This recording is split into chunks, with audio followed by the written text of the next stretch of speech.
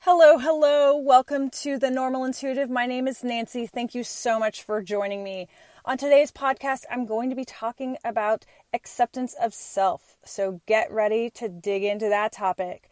But first, for those of you joining me for the first time, a quick background on who I am. My name is Nancy. I am a 30-something psychic medium, but I am completely ordinary despite that. I have 2 living children, 1 in spirit. I am a spouse of over 11 years. I have 2 rescue cats and 2 rescue dogs. And you may wonder why I mention that. Well, that's because my house is an absolute circus. And sometimes I share stories about them, like the fact that both my dogs, have gone to the vet in the last 2 weeks. And the fact that I can pass them by in Walmart, my vets, and they say hi to me and they know me by name. So that's something, at least it's not the pediatrician, but it's kind of like, I love my vet, and I get along with them, but I don't want you to know me by name. But regardless, I do readings on the phone and in person, and you can reach me on my website at www.one-question.net. You can also reach me on my Facebook page. That's facebook.com/one question at a time. That's one spelled out. And on my Instagram, the number 1 question at a time. And I do that just to confuse the heck out of you, or because the name was taken. Take your pick. So thank you so much for joining me. And I promised myself, so I have redone this introduction several times. And I promised myself, because this topic is essentially really acceptance, I'm not going to redo the intro because I flub on my words. And I love it. You guys send me messages and say, Nancy, you sound so professional. And truth be told, I mess up the intro about 5 times, and then I just kind of start talking and it comes out. So I am not as perfect or imperfect as it seems. I guess I'm more imperfect. You understand what I'm saying. So anyway, I always share kind of a momism in the beginning of the podcast, and because my house is a circus, and I kind of already shared one with you just a second ago about the fact that we saw one of our vets in Walmart the other day, and she knew us and was like, how's Abby doing? And I said, oh, well, we actually have a medication for her in the cart. So I'm going to continue that story, which is one of my dogs actually needs Prozac. And, I'm all about mental health, and I think mental health is great. And you can listen to some previous podcasts where I think we all could do with a little help. And if you need medication, that's awesome. I'm personally on a medication. But for animals, in the past, I'll be honest, I've kind of rolled my eyes at dogs that need Prozac until we got Abby. And as I've talked about before on a previous podcast, so Abby is, she's over a year now, but she is a rescue lab, and she lived in a kennel for 10 months of her life, and she has all of these issues. And we've had to medicate her a lot, with anxiety and stuff. And we were at the vet after her and my other dog got in a little tussle. And they, we've had to keep giving her this anti-anxiety stuff. So the last time we were at the vet, they said, well, maybe you should try Prozac. And, a couple of years ago, I just would have been like, what the heck? But anyway, my dog is on Prozac. So not only am I on a medication for depression, but my dog is too. I have something in common with my dog, because I actually tried Prozac, or I was on Prozac when I was 8. Back in the 90s. So, that's a story for another day. But yes, so my dog is on Prozac. And that's okay, because as long as my dog can get help, and she is such a wonderful, loving dog, but she just has all of this anxiety. And just like people, dogs need a little help with that. And Abby needs to feel secure. And unfortunately, because of her upbringing, she just doesn't feel secure.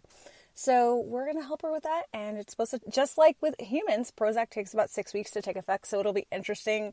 And I'll have to give a report later on, if my dog is actually helped by Prozac. And I'm sure it will. I wouldn't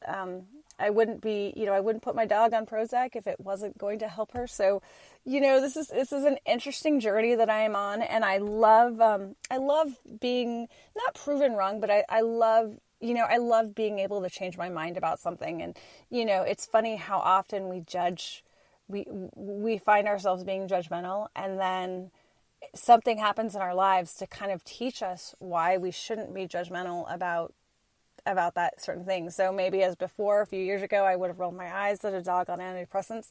And now here I am doing it, but it's for the benefit of Abby. So enough about the dog though, because I want to talk about acceptance of self.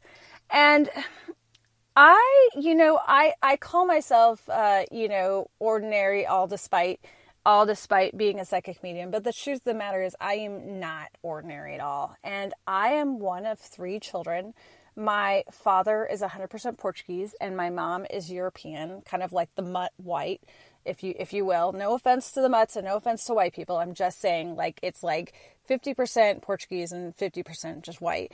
And, I grew up in a very traditional family. My dad's family is, because we're Portuguese, it's Catholic. And so I was, I went to catechism and all of that stuff that really screwed me up, especially if you're psychic. But regardless, if you're anyone, the Catholics tend to screw people up. No offense if you're Catholic or you're psychic, because, Catholics, people can find their peace with Catholicism. But, I've just heard many more stories than not about Catholicism really doing some damage to the psyche. So I grew up in a really traditional household, though. I am the youngest of 3. And, my brother and my sister, God bless them, they are wonderful people, but we're all very different than each other.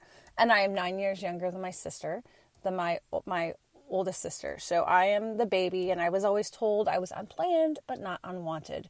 So that always kind of did something to me, I think. And it wasn't, I know that my mom didn't, mean it as an insult when she would tell me as a younger person. But now I kind of think that kind of screwed with my head a little bit, to know that you weren't planned.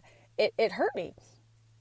But regardless, because I kind of had my sister, who was the very typical first child of the perfectionism, I always went against the grain, and I almost did it to spite everything. And I tried so much to be a good Catholic, and I tried to go, I did my catechism, and I was trying to go through confirmation, and I was trying to do all the right things. And I felt like the more I tried to do the right things, and I'm sure some of you can relate to this, the more I tried to do the right things and tried to gain acceptance from my family, the more I didn't have it. And not just from my family, but from the world, from friends, from my peers. I didn't have it. And I grew up really with no friends. I would have some scattered friendships here and there, but I was always looking for that acceptance. So I was always going to what I thought would accept me. And, but I always went to the beat of a different drum. And I'm sure part of it is because of my abilities. I seem to know things that people didn't, and I didn't seem to understand. People didn't seem to understand me, and I didn't seem to understand them. And I didn't have any peace with my abilities, only that it scared the hell out of me because I heard voices in my head. So needless to say, I was on a lot of medications when I was a teenager because of that, as my family tried to reconcile my abilities into me being essentially psychotic. So I grew up really just trying to be accepted and really not being able to fit a mold.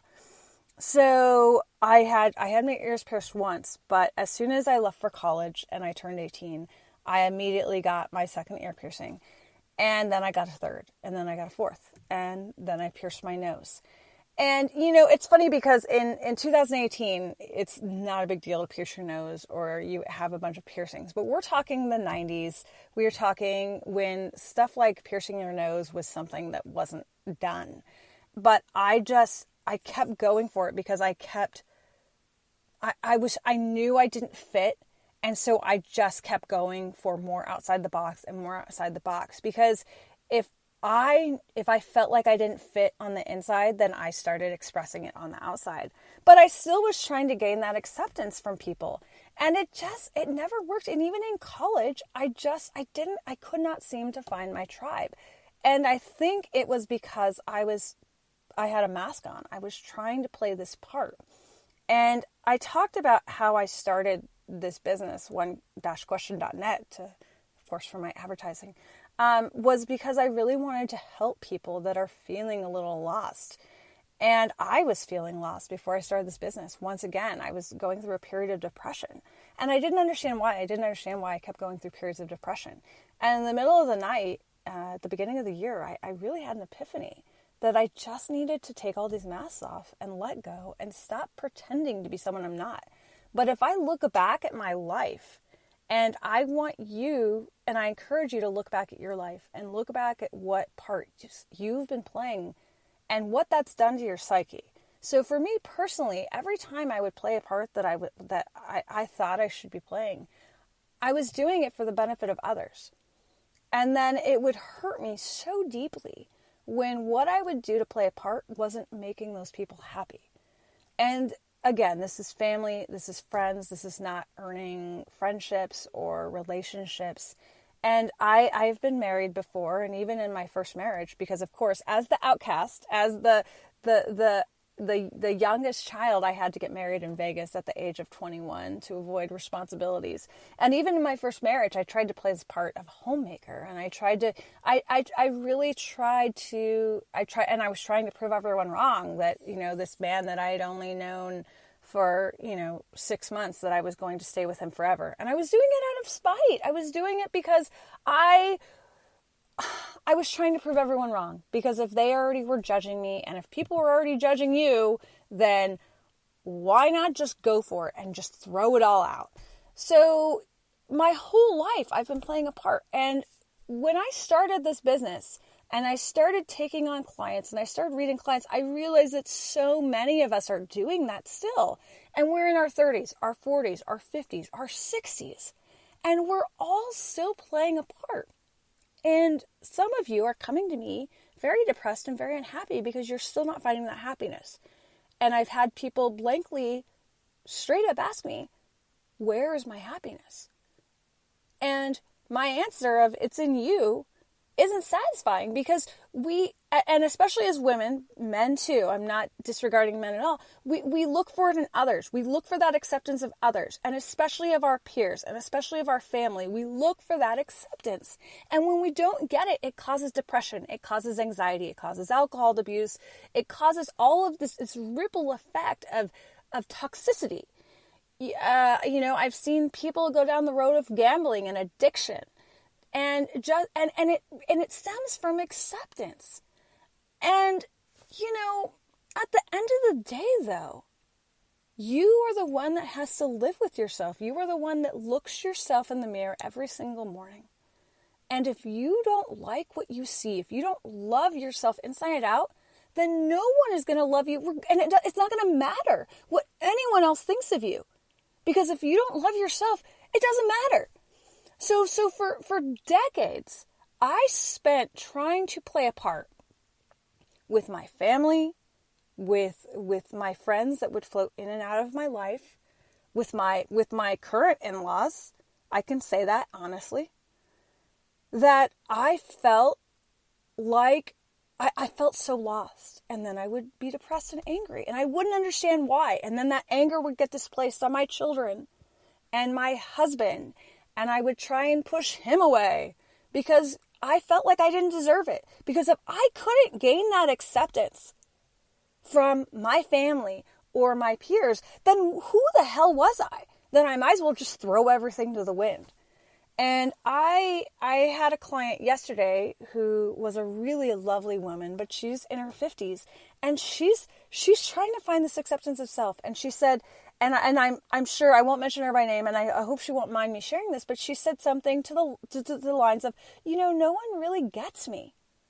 And I said, well, that's okay. As long as you get you, as long as you accept yourself and love yourself, that's okay. They don't have to get you. You'll find the people that get you. Your vibe attracts your tribe. And I'm going to try and find any word for tribe, because I understand that can be somewhat offensive towards Native Americans. So if you have a suggestion for tribe that I can use in place, I would love that. I'm trying to be open, and I'm trying to be respectful. But your vibe attracts your people. And I told that to her, that you can't walk around trying and begging for people's acceptance, because you know what? Even if you get their acceptance, you're still not going to be happy. Why aren't you going to be happy? Because you don't love your damn self. So isn't that crap? That let's say that you are going for that acceptance of other people, and let's say you get it. Let's say you get that hug from your dad that you've always wanted, or let's say you finally get in that book club that you've wanted to be a part of. and they accept you as that person, well, you're still not going to be happy because that's not truly you. So